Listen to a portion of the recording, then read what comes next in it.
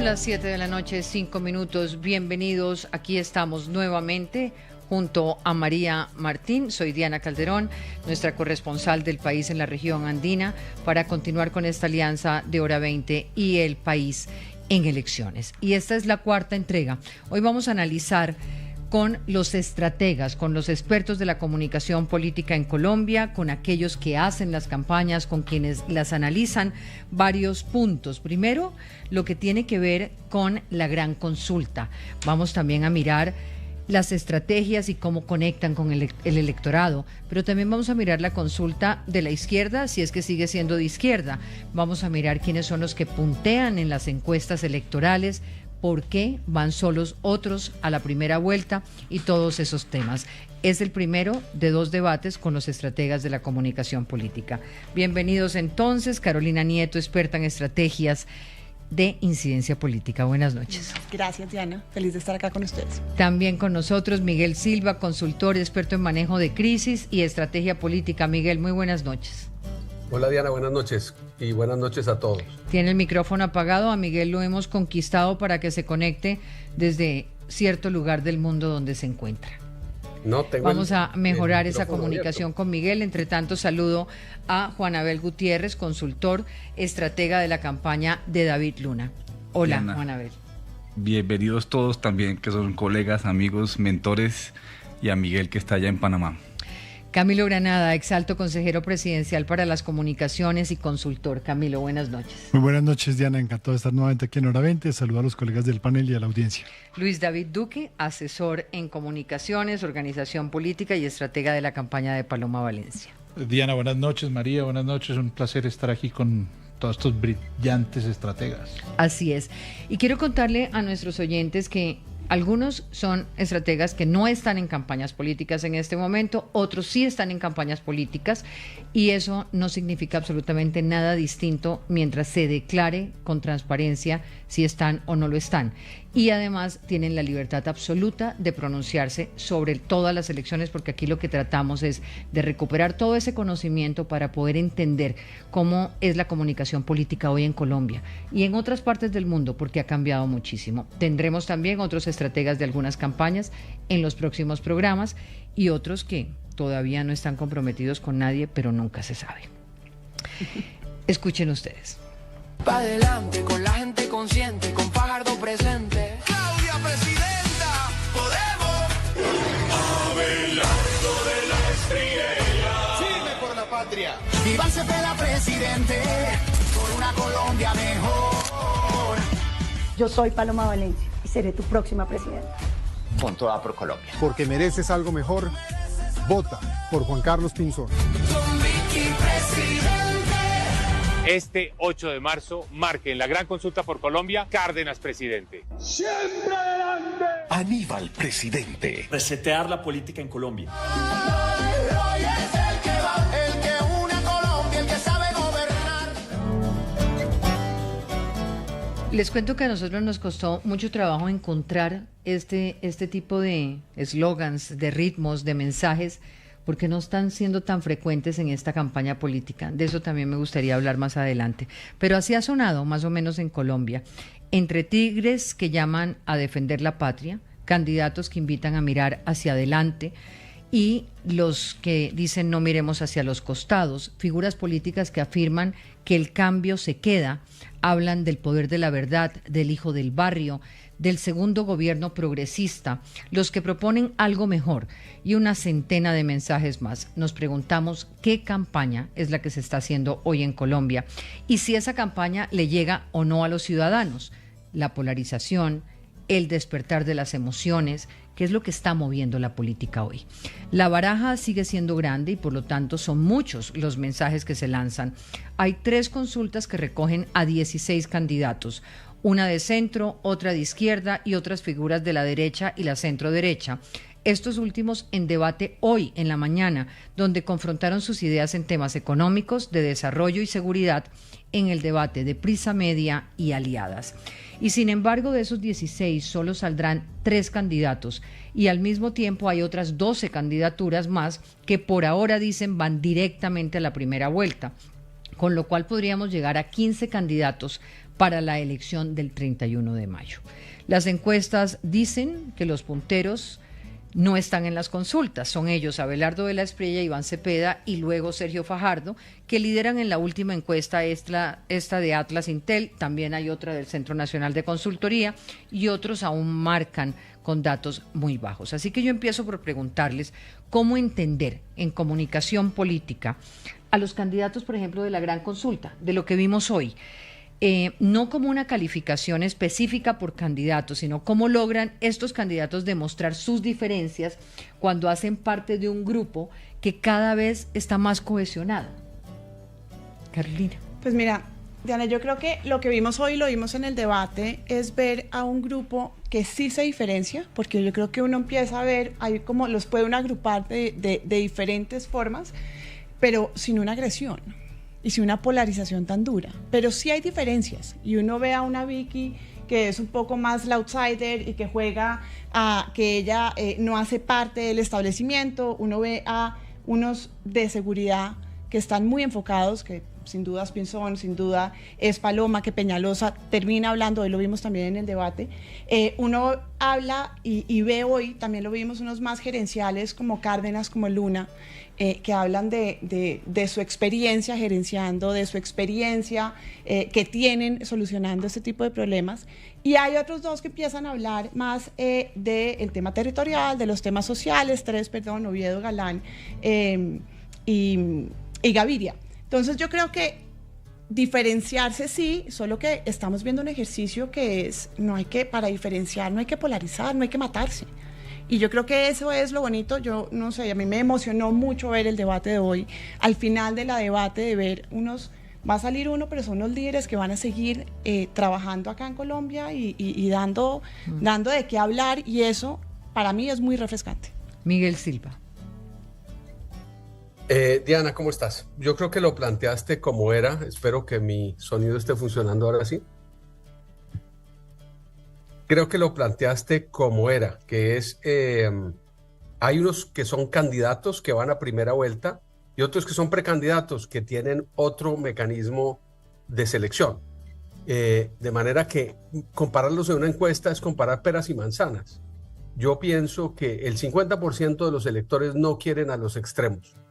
El 50% de los electores van a poder votar en marzo 8 por las consultas, en particular por la gran consulta que cubre un gran espectro desde el centro izquierda hasta el centro derecha y que se ha convertido, como dice Carolina, en un espacio donde la gente no polariza, donde la gente busca una Colombia unida, que es la Colombia que nos va a sacar del problema y la Colombia que realmente puede hacer el cambio que se necesita, pero un cambio real y concreto. Yo creo que el otro tema, el otro dilema es que nos están diciendo que hay que votar preguntándonos quién puede ganar.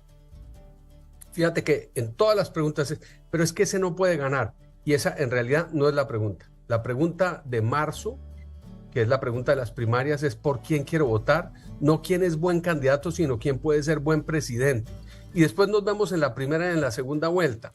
Yo tengo una gran esperanza de que nuestra elección no va a ser entre dos extremos terribles que se van a enfrentar a una polarización que no los va a dejar gobernar a uno o a otro, sino a un escenario en el cual va a haber candidatos, moderados, que propongan un cambio que sea conseguible y que puedan lograr unificar otra vez a nuestro país, que unido logra maravillas.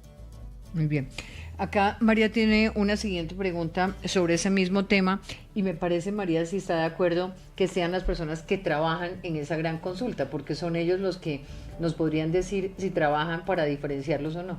Sí, de hecho parece que uno de los mensajes comunes es la no polarización, pero no sé si realmente es esa la consigna común que va a salir de esta gran consulta y si son capaces tantos candidatos de enviar un único mensaje al electorado de lo que ellos están ofreciendo al país. Yo estoy convencido que sí, realmente la gran consulta, aunque claramente hay diferencias, donde claramente hay posiciones ideológicas totalmente distintas, hay una unidad de criterio. Todas las campañas se dividen en tres: o campañas de continuidad, o campañas de renovación, o campañas de cambio. Y estos nuevos candidatos Hoy lo que le están apuntando es a un cambio de la forma de cómo se está gobernando el país. Y ese es el gran mensaje. No es el mensaje de no polarización, es el mensaje de unidad para lograr un cambio, con diferencias, con posturas hasta muy diametralmente opuestas en algunos temas, pero con un único objetivo. Vamos a cambiar lo que hay. Y lo que yo creo que hay que aplaudir es que después de tanto esfuerzo de tanta gente, 9 personas dijeron, pues unámonos y escojamos entre los 9. Aquí hay otros candidatos que también quieren el cambio, pero dicen, es que yo tengo que ser.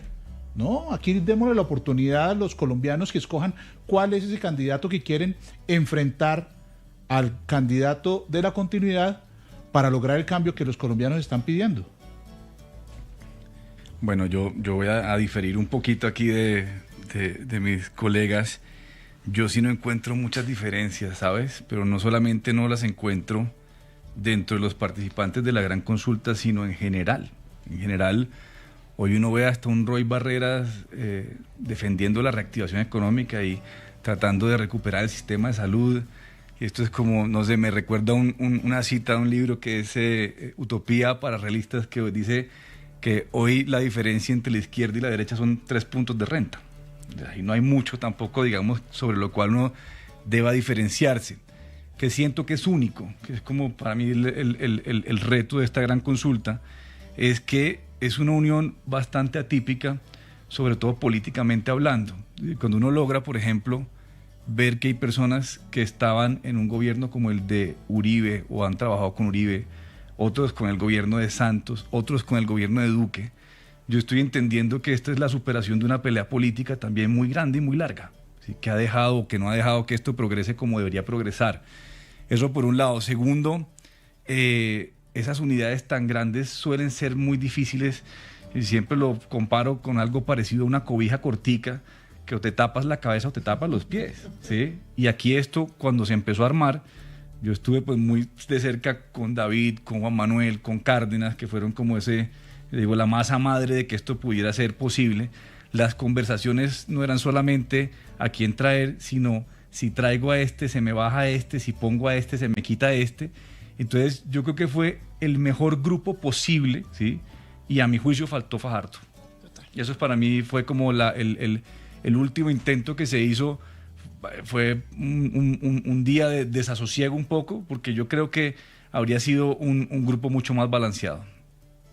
En ese mensaje, Camilo, que plantean de alguna manera, en ese mensaje de decir, aquí hay un grupo que dice, se superan las peleas políticas del pasado, aquí hay un grupo que muestra un conocimiento realmente muy importante del país.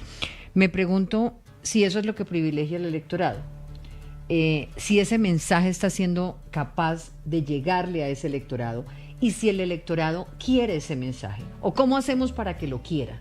O sea, el esfuerzo de la comunicación política en este caso debe ser enorme, porque lo que uno estaría viendo es que quiere el electorado soluciones concretas, este grupo se las está dando, quiere el electorado peleas contra el opositor, en este caso el gobierno de Petro. ¿Cómo el electorado está recibiendo la gran consulta? ¿Cómo lo lee usted? Yo creo que el problema siempre en estos esfuerzos para aportar moderación es precisamente que terminan siendo poco emocionales emotivos en el llamado al elector, y eso termina siempre desgastando un poco el mensaje. Cuando además en una sola consulta, en un corto, digamos, uno mira siempre entonces el ejemplo de las primarias de los Estados Unidos, y entonces uno podría decir, bueno, todos los matices que hay en el Partido Republicano, todos los matices que hay en el Partido Demócrata van confluyendo y terminan en una primaria, pero es un proceso que dura meses. Aquí estamos tratando de comprimir todos esos orígenes distintos y propuestas diversas en un tiempo récord. Yo creo que eso es un reto importante para lograr esa diferenciación dentro de la armonía, y que es lo que busca la gran consulta.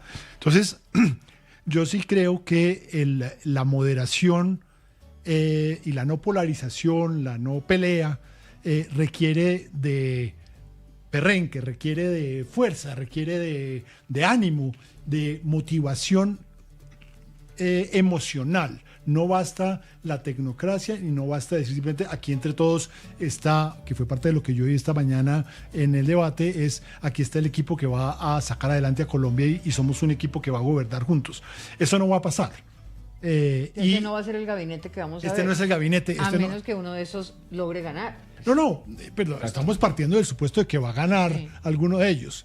Pero pues ahí otros van a tomar cada uno su propio rumbo y será seguramente la dinámica política postelectoral será muy distinta. Pero más allá de eso, insisto, yo lo que siento en esto, y por eso es que creo que finalmente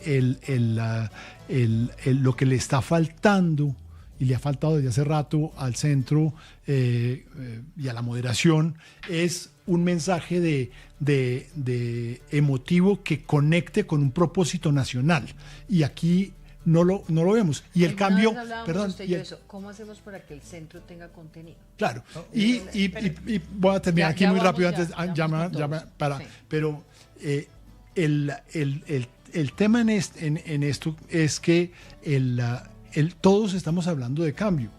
Y claro, entonces la paradoja es que esta es una elección, y Juan Abel lo decía, es que se parecen mucho todos, es que todo el mundo está queriendo atrapar la palabra cambio.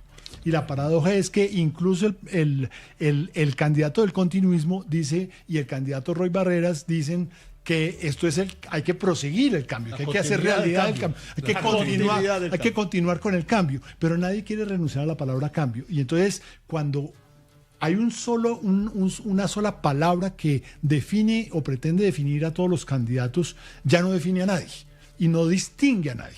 Y la política es ante todo un ejercicio también de diferenciación. Y entonces ese es el problema que yo estoy percibiendo en esto. Ahora bien, y cierro con esto muy rápidamente, hay un solo ejemplo en la historia de la política colombiana en el cual esto haya pasado, que fue la Ola Verde del 2010, en el cual efectivamente 3 candidatos decidieron hacer campaña juntos y cada vez que iban a un debate hablaban bien era del otro.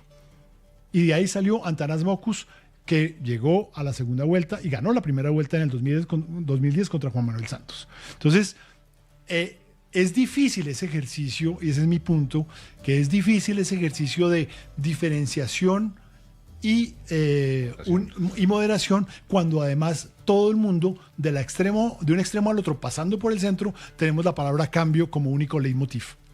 Juan Abel quiere... El dilema es gigante, porque la realidad hoy, incluso en términos de redes, implica que lo que no es fuerte no se privilegia, lo que no es agresivo no se privilegia. Entonces la agresividad de alguna forma la privilegia en las redes sociales, que hoy es buena parte de las campañas, y estar en modo hibernación y en modo esencia y en modo no ataque sí hace que muchas veces uno pierda esa capacidad de emocionar. La consulta tiene ese reto. Yo creo que eso es una cosa que la consulta como consulta tiene que aceptar y decir, bueno, ¿cómo es que vamos a emocionar desde la esencia? Porque eso es una cosa bien complicada. Yo igual no renuncio a eso, es por una razón. De alguna forma, la última campaña en la que participé, que fue la del alcalde Galán, él ganó a punta de moderación. O sea, fue una persona que se mantuvo en unos espacios correctos, fue demócrata, no se salía de los chiros, y yo creo que esas cosas... Eso lo emocionó a usted, le hizo creer que era posible. Que era posible, ese camino. Sí, total. Entonces yo creo que ahorita sí tenemos ese reto, pero hay gente que es la gente correcta. También hay que ser capaz de vender que es la gente correcta, y que ahí es donde podemos tener un gobierno que sí haga un cambio posible. Sí. No, yo realmente la teoría de la comunicación política dice, oiga, las emociones que movilizan el voto es el miedo y la rabia. No hay otro. Y ustedes se metieron a comunicar lo contrario. Y nosotros estamos apostándole a que eso puede ser diferente en este primer proceso. En esta primera etapa. Esto tiene 3 etapas. Pero en esta primera etapa, la consulta, no hay ni miedo ni rabia. Hay esperanza. Se nos está anticipando a que después de pronto... Nos vamos a dar en la jeta. No, mentira. No, ojo, porque es que Juan Abel ahora habló de la decencia. Perdóneme, los sentimientos no son decentes o indecentes. Usted tiene miedo, usted tiene rabia. O amor. El señor Fajardo, dicen que es el tipo más decente que hay en la política, pero es un tipo que le apela toda la vida al miedo y a la rabia. Depende del tono. Depende del tono. Si nosotros tenemos un tono un poco más fuerte, pues ya deja de ser tan decente el profesor Fajardo.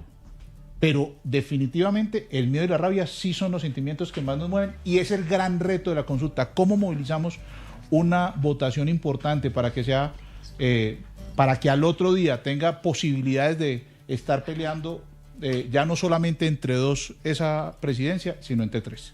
Pero miedo y rabia sienten son los colombianos frente a lo que está pasando. Yo sí creo que, o sea, yo creo que es un error renunciar a eso en este momento, porque sí creo que hay muchos colombianos que están realmente hartos de esta polarización. Están mamados del irrespeto de Petro, están mamados de estar en unos bordes, y ahí es donde está la gran consulta. Pero no parece que las encuestas recogieran a ese mundo. Vamos a ver, tampoco tanto. O sea, pero en encuestas numéricamente hoy la consulta se puede decir que es la tercería. La tercería. Que no quítale el 30%, capa incluso, pero yo creo que además el proceso tiene que verse en función de el día después del 8 de marzo, claro. ¿sí? Estaremos hablando de algo de quién gana y además de cómo recoge realmente al centro, porque aquí si no recogen y si no hacen cosas para recoger, pues no va a pasar. Sí, a mí me encantaría poder tener esa bola de cristal y mirar el 9 de enero, el 10 de marzo, ¿en qué vamos a estar? Diana, es que no nos vamos muy lejos. Hace 4 años, en la consulta del equipo por Colombia, que ganó Fico con 1 millón, ni siquiera con 2 millones de votos, al siguiente día era presidente de Colombia. ¿O es que se les olvida eso? Al siguiente día era presidente de Colombia y pasó mucha agua por debajo del puente y ni siquiera terminó llegando a segunda vuelta. Esto todavía falta muchísimo. Muy bien, por eso estamos aprovechando para debatir ahora. Si partimos de la base de que efectivamente la segunda etapa va a venir después del 8 de marzo, y en lo cual todos coincidimos, cuando se definan pues ya no los 32, sino los 16 que pretenden estar en el tarjetón hasta el momento. Seguramente habrá muchos que van de esos 16 que no van a terminar llegando a la primera vuelta. Yo sí creo que el reto de las consultas, y en particular de la gran consulta, ¿verdad?, que hemos hablado tanto de ella, es precisamente cómo logra tener una movilización que lo lleve a que la consulta no sea una victoria pírrica para el ganador. Entonces, claro, uno mira, y hablábamos de las encuestas hace un momento, la encuesta del Centro Nacional de Consultoría dice que alrededor del 39% de la gente que dice que votaría eventualmente en esa consulta, lo cual es una maravilla, porque eso, si eso es cierto, son 8 millones de votos, de los 20 millones de votos que votarían el 8 de marzo. Pero ese es un problema, y la dinámica para los candidatos de la gran consulta es cuál es la relación, otra vez, entre el entusiasmo emocional que tienen que generar y algo que es particular de las elecciones en marzo, que es la maquinaria. Y entonces, pues, obviamente cuando hay unos candidatos dentro de la misma gran consulta que tienen el apoyo de partidos que tienen candidatos en todo el territorio nacional para Cámara y Senado, pues es distinto a aquellos que no cuentan con ese apoyo. Entonces, el balance entre los candidatos no se va a ver solamente por su capacidad personal de hacer buena campaña, sino por la mecánica política de quienes los están apoyando, porque esos candidatos a Congreso y Cámara van a movilizar muchos votos y van a dirigir, van a orientar o van a incidir en la decisión final sobre la gran consulta. María.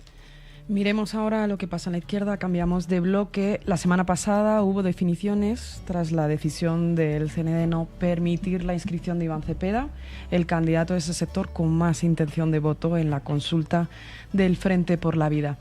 Esta decisión lo lleva directamente a competir en primera vuelta, pero la consulta aún así ha quedado en pie, con la participación de Roy Barreras, Daniel Quintero, Marta Bernal, Edison Lucio Torres y Héctor Elías Pineda.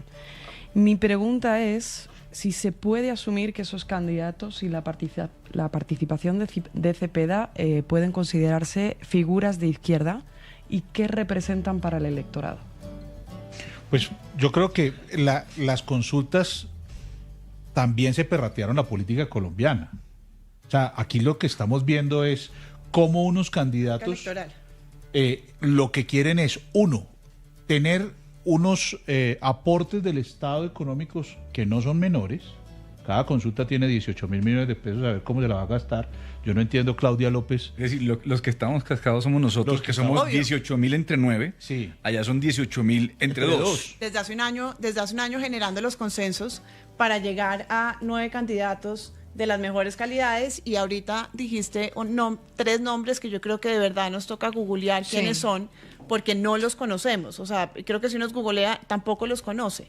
Y esa es la diferencia de esto, como tú estás diciendo. Esto es una cosa, una oportunidad para mirar unos recursos, y lo de Roy es vergonzoso, perdón. Pero yo creo, a mí me parece que hay que... Creo que no terminó su argumento. Sí. Perdón. No, tranquilo. No, simplemente para decir que obviamente esto, para mí lo que significa esto claramente, y es parte de donde yo creo que hay algo de engaño al elector, es que esa consulta con la izquierda dividida, esta consulta que quedó es efectivamente un proceso de Roy Barreras para llegar a...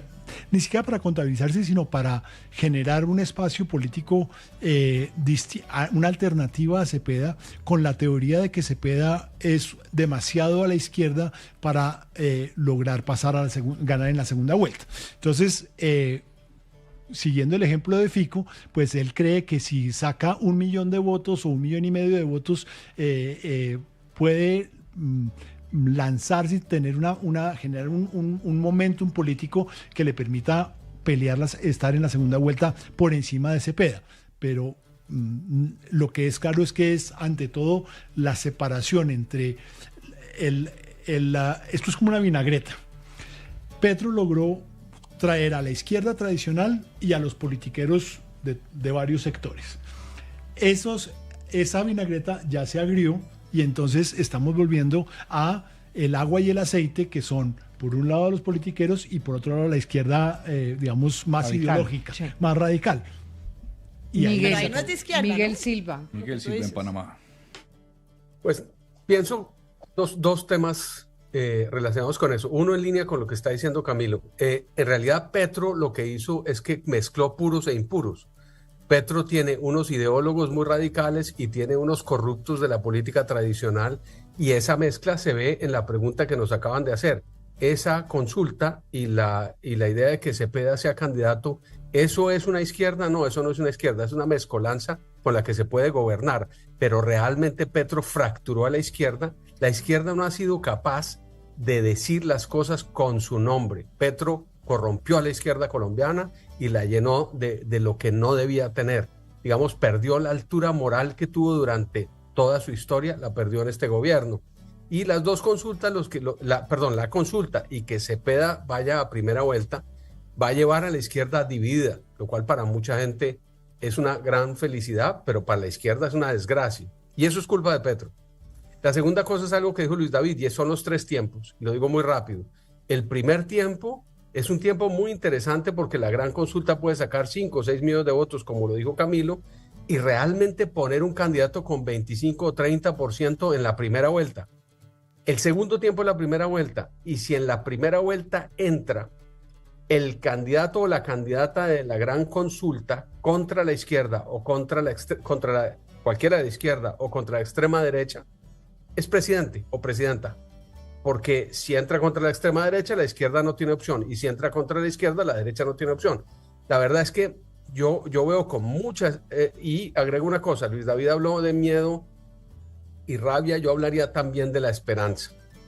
El país necesita que le dejen de contar cómo estamos en la caverna, le tienen que contar cómo vamos a salir del hueco. Y ese es el gran reto para mí de la gente que no es la extrema izquierda y que no es la extrema derecha. Que ya eso quedó como en una zona gris y cómo recuperarla. Pero usted decía, Miguel, algo que me parece interesante, y no sé si sea un pecado decirlo, pero lo que está demostrando entonces el gobierno Petro y esa consulta de la llamada izquierda es pura coherencia, porque es el candidato Cepeda representando, digamos, el pacto histórico puro y duro, y luego tenemos la coherencia de ese Petro que de alguna manera corrompe la izquierda, haciendo que toda la mezcolanza posible, todas las formas de lucha sean posibles para poder gobernar. Y eso es muy interesante, claro, porque consulta, ¿o no? Fíjate, para poder ganar, yo creo que la izquierda mira esto de esta manera. Con un puro no ganan las elecciones. Se mantienen puros, pero no ganan las elecciones. Necesitan a los impuros para ganar las elecciones. Y así gobernaron. Y resulta que ahora llegaron a las elecciones completamente divididos entre puros e impuros. Y Roy Barreras, que realmente tiene capacidad de unir maquinarias, no solo puede lograr dividir a la izquierda, sino que puede lograr derrotar a Cepeda. Yo veo una cosa aquí que de pronto uno no la mira muchas veces, que es el tema jurídico. Usted se inscribe una consulta y está obligado a ir a primera vuelta.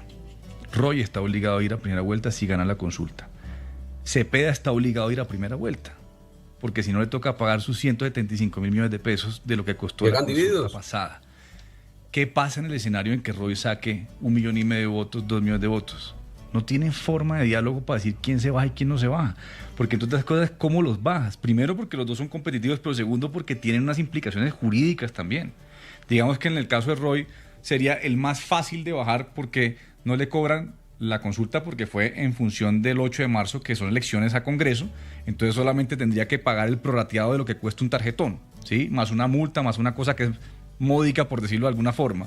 Pero de todas formas, si ese es el personaje que es viable bajar. Con los 18,000 que le van a pagar de la consulta, creo que paga los pero lo que digo es, si ese es el tipo viable para bajar, hoy el único tipo que les va a quedar al final es Cepeda, que es el que tiene miedo que no sea capaz de recoger más votos hacia el centro. Entonces, yo francamente creo que lo de las consultas en la izquierda fue un error de cálculo de ellos y no entendieron lo que estaba pasando. Básicamente. Totalmente de acuerdo. No, se llenaron la boca diciendo que de este lado estábamos muy divididos y no miraron hacia adentro cómo estaban ellos. Total. Antes de ir a otros candidatos, ahí, porque Claudia López se mete en el escenario de consultas, quisiera una opinión sobre ese tema. O sea, la exalcaldesa y excongresista se mide con un ciudadano que se llama Leonardo Huertas, que fue defensor del pueblo. ¿Cómo entender esa decisión de medirse con este ciudadano, Camilo? A ver, yo creo que el proceso de Claudia López es muy dramático, es muy triste. Lo digo solamente porque en la gran consulta el sistema de vetos hizo que ella no pudiera participar. Tampoco logró. Que eso no habla muy bien de los que están en la gran consulta. De acuerdo, porque no? Entonces. Pero ahí van a salir a defender que. La sabanita tapaba los pies la cabeza. Uno tiene que poner límites, uno sabe con quién se junta y con quién no se junta. De acuerdo. Y una de las reglas era, oiga, si nosotros queremos un cambio... No sé, bajo la teoría de superación de peleas políticas, bajo la teoría de la utopía... Claro, entonces eso nos lleva a que la gran consulta... a que la gran consulta... políticas tampoco. La gran consulta realmente es una consulta de derecha, no de centro derecha y derecha, sino de derecha, porque efectivamente no quisieron aceptar a Claudia López, es la que sábana. es del centro izquierda. Entonces, claro, es la sábana cortica. Por eso, entonces usted pudo haber entrado y otros no entraban. Claro, entonces, pero y por eso digo que es una tragedia lo que le pasa a Claudia López, porque todo el mundo quería con Fajardo y Fajardo no quería con nadie, Claudia quería con todos y no quería nadie con Claudia. Ese es el resumen de esas dos historias. Entonces, claro, yo creo que la consulta que arma Claudia es la teoría de la viabilidad para no desaparecer de la política. Si ella no está en la consulta, si ella está excluida de los grandes debates, llegar ella sola sin haberse medido en este momento, pues va a tener digamos, va a tener que retirarse de la campaña presidencial. Que entonces, también era una opción. Claro, no, pues los 19 se pueden retirar cuando quieran. Todos se pueden retirar. Sin duda. Parte del problema, y uno podría haber dicho que efectivamente no era necesaria la gran consulta, sino que 7 se retiraran. También. Pero en materia política, yo sí creo que a Claudia creo que de manera equivocada la encerraron y ella terminó en esta consulta que desgraciadamente creo que le va a salir mal porque precisamente va a ser, como yo lo decía antes, una victoria pírrica en la cual... Ella no terminó en ninguna consulta, ella armó una consulta con alguien que conozco, es mi amigo, es de Pereira, conozco su historial, pero no tiene ninguna posibilidad. Armó una consulta, vuelvo y repito, claro, aquí se nos está olvidando el tema económico. Para tener una reposición. 18.000 millones de pesos le están quitando a los colombianos para entregárselo a Claudia para ir a una consulta. Pero a ella no le salen entregan esos 18.000 millones de pesos? Sale esa eso no cifra? Es cierto. No, Luis, seamos serios. Eso no es cierto. La única remuneración es de los candidatos en la consulta, son 8.000 pesos por voto contra gastos. No le entregan un cheque de 18.000 millones de pesos. Usted puede pedirle al Estado un anticipo y por eso usted tiene que tener unas pólizas por si ese anticipo no se cumple. Pero la plata son contra los votos efectivos. Exacto. y doblados contra los gastos reales. Camilo, entonces, no digamos que es que a nadie le van a entregar. Si hay un anticipo no es contra votos efectivos. Es un anticipo que después hay que revolver si no se sacan los votos que son los cuales sale muy desfavorecido el candidato que no le alcance. El doctor Humberto de la Calle devolvió la plata que... Pero ¿de dónde salen los 18.000 millones de pesos? No, Luis, hombre, eso no existe. Eso es casi que injurioso decir se le va a entregar a una candidata 18.000 millones de pesos. No, a ustedes tampoco les van a entregar 18.000 millones de pesos. No. Les van a sacar, a David Luna le van a entregar los votos. Mire, aquí me lo está diciendo el especialista en este tema. No son 18.000 millones a todos los que participen en consulta. Es el tope por consulta que se cruza con el número de votos y los gastos reportados. Entonces, si yo saco eso 100 votos, que la financiación de las consultas pues tiene el diseño de garantizar el acceso a la competencia, sin duda, y la responsabilidad frente al gasto público. De acuerdo, y lo podemos mirar, pero lo que le pasó a el anticipo, por eso Camilo, lo está mirando Diana, sin duda. Pero para que lo revisemos mañana. Revisarlo. Entiendo que el anticipo es solo en la campaña presidencial, no en consulta, pero revisemos el tema. Voy a pedir si podemos, Nicolás y Marisol, que son nuestros genios aquí, si nos consiguen ese datico concretamente. Y ese dato sin duda no es menor, que lo estoy diciendo, Camilo, sin duda que no es menor, pero lo que le pasó a Claudia López es, nadie quiso con ella invitó a todos y nadie quiso tampoco con ella. Entonces, pues, así como de víctima, pues uno también tiene que hacer un análisis, bueno, ¿qué está pasando? Para que yo invite a todos, que además sé que tiene una hoja de vida más espectacular, es un tipo que tiene una gran trayectoria, pero también ahí pasó algo y uno ahí sí tiene que decir, bueno, porque es que... No, pasó mucho, pasaron cosas como el maltrato permanente a todos los candidatos. A todos. No nos bajó de señoritos de club, todo el tiempo. Y después vas y pides cancha, pues no, o sea, eso también hay que entenderlo así, son humanos. Víctima no es. Si yo te digo a ti que cualquier cosa horrible no me vuelves a invitar acá. Por eso no te digo cosas horribles. Gracias, te lo agradezco mucho. Miremos ahora a los que lideran las encuestas y no están en las consultas, María. Yo quiero que hablemos de Abelardo de la Espriella, que es un fenómeno nuevo en Colombia, con más del 30% en intención de voto. Y como estrategas, ¿qué es lo que ustedes creen que él ha conseguido para conseguir ese nivel de conexión con la gente? ¿Y qué es lo que están viendo los colombianos en esta figura? En el Tigre. Yo arranco rápidamente. Yo creo que Abelardo está logrando hacer dos cosas que son aterradoras, pero efectivas. La primera es que se volvió monotemático y entonces es el tema de la seguridad con unos referentes que en Colombia se han digamos como idealizado, como es el caso Bukele o es el mismo Trump en algunos sectores. Y por otro lado está capturando algo que se vio en las elecciones pasadas y que sigue sin resolver, que es la gente de lo que sí está mamada es de los políticos profesionales. Entonces aparece este señor que dice que él nunca ha hecho política, y efectivamente nunca ha hecho política electoral, con este discurso, y ha logrado esa conexión de la gente que sigue rechazando la clase política tradicional.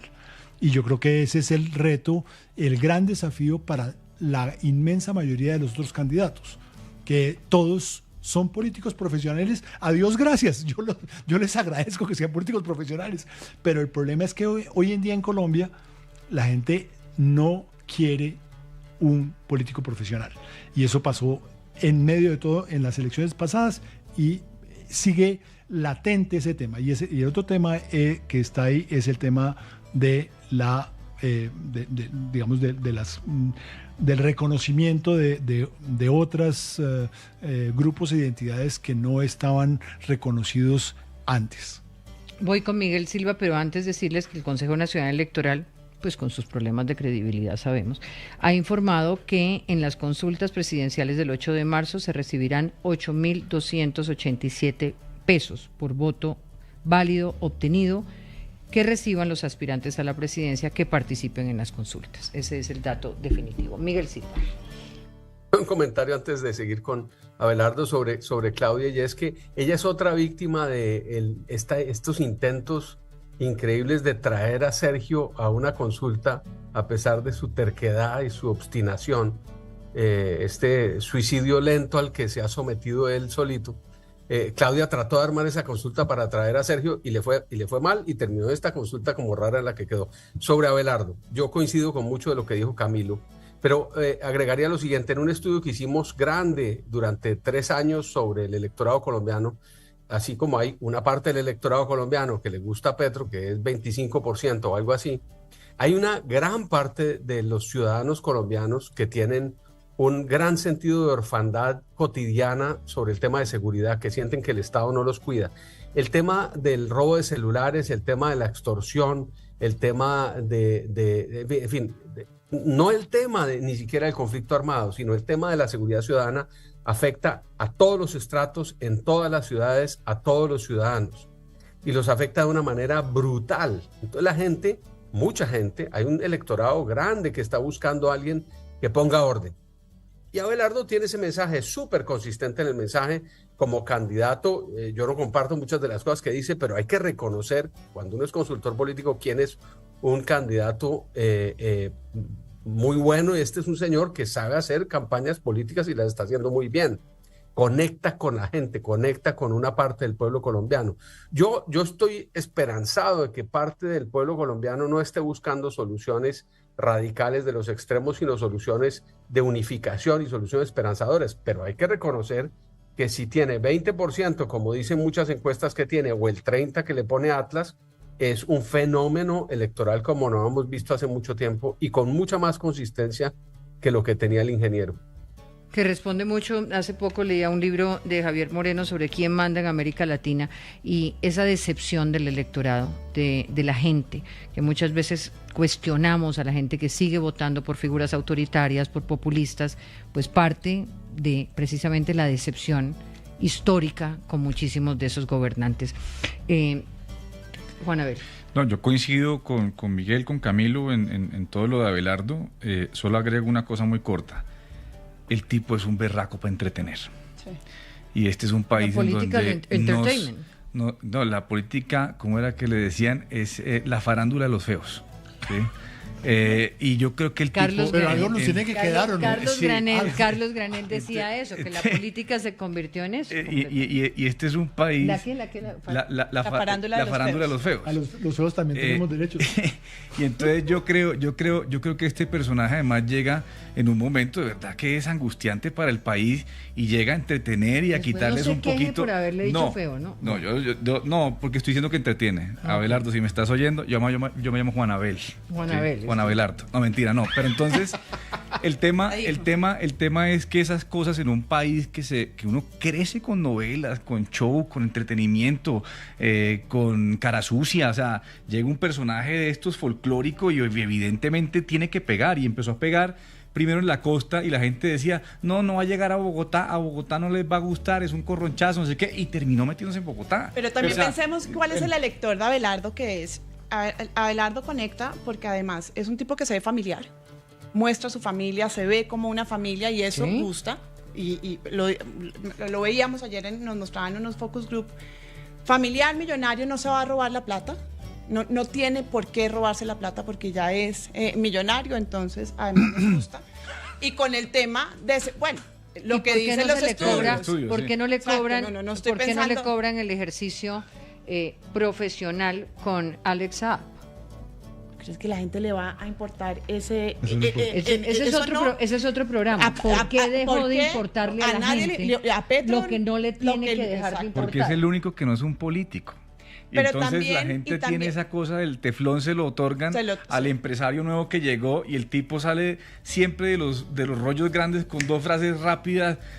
Como no se lo cobraron a Rodolfo cuando hablaba de las También, putas y de las igual. maricas y de Exactamente. Total. Bueno, ni Pero a Uribe también ni a una- Petro, son esos que son solamente una cosa, aquellos a los Lucho, que no se les cobra Y nada. es, el electorado de Abelardo es puro de hombre, ¿no? Él, si uno ve en las encuestas, tanto Abelardo como Cepeda, cosa cortita. Me tiene esa quedan diferencia. 5 minutos y me falta Fajardo. Una cosa cortica de Abelardo. Abelardo, todos los que estamos en esta mesa tenemos que quitarnos el sombrero frente a la estrategia digital que manejó.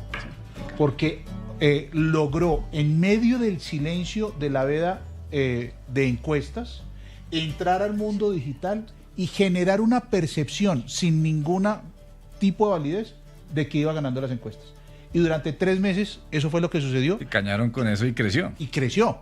Además del show Pero no sigue que a la creciendo. gente le gusta. No sigue creciendo. A ver, en el caso de Cepeda, tenemos claro qué ha hecho Abelardo, qué está haciendo bien Cepeda para llegar también con un 30% de intención de voto. A ver, Juan Abel, Adelante. Miguel, Camilo. en orden. Yo creo que lo de Cepeda tiene que ver con el bolígrafo del presidente Petro y nada más. No está haciendo Porque nada además, más. Ahí también tenía otra pregunta para complementar la de María. No hay un solo pronunciamiento de Nada. Cepeda en contra de ningún acto de corrupción en el caso de Petro. Yo creo que sin hablar pues de las cualidades que pueda tener Iván Cepeda, pero en eso, digamos, en política uno esperaría algún tipo de para reacción. mí tiene que ver con el tema del salario mínimo por encima del 20, con ponerle el salario a los soldados, con bajar el O sea, precio de la la izquierda gasolina. sigue emocionando. No, es el bolígrafo de un presidente. Entonces es son el voto acciones duro que de son ellos. reales. Pues, o sea, no es como aquí yo propongo hacer 100.000 casas. No, yo bajo el salario, subo el salario 20 y pico %. Le bajo, Eso es real. Le bajo Sí. la prima a los congresistas. Te subo a los ancianos a 250.000. O sea, hay 1.000 cosas. Entrego más tierras que nunca. O sea, el Y además, ¿cuál bolígrafo. campaña? No Miguel. lo ve uno al nunca. Hay Miguel. que decir que es un pésimo candidato, ¿no? Es muy mal candidato. Es curioso que los dos punteros, uno sea un buen candidato que no sube de 20 y otro sea un pésimo candidato que no baja de 30. Pero a mí Cepeda me parece un candidato realmente tan malo que la izquierda terminó armando esa otra consulta a ver si pueden resolver este problema. Sí, yo creo eso. Yo creo que el parte del problema de Cepeda, como dice Miguel, es que no baja del 30, pero tampoco sube del 30. Y yo creo que sus limitaciones como candidato, su incapacidad de separarse del balance del gobierno, hacen que él tiene al petrismo puro y duro, la izquierda dogmática, llámenlo como quieran. Pero el resto del electorado no lo tiene. Entonces, yo desconfío mucho de las encuestas hoy que miden desde ya la segunda vuelta. Y por eso creo que Cepeda, pues claro, si llega a la primera vuelta después puede pasar cualquier cosa, no voy a decir que no puede ganar. Creo que va a tener muy difícil ganar, para conseguir que haya personas que adhieran a esa propuesta más allá de el petrismo puro y duro y de los fanáticos de la izquierda. Y yo creo que ese es el problema de Cepeda y por eso es que creo que la jugada ese es el discurso de Roy Barreras para estar en la campaña. Es totalmente igual la valoración positiva de Petro con la intencionalidad de voto de Cepeda. Es exactamente igual. Lo que pasa es que ahora le va a salir un señor como Roy que va a decir: yo también soy el candidato de Petro.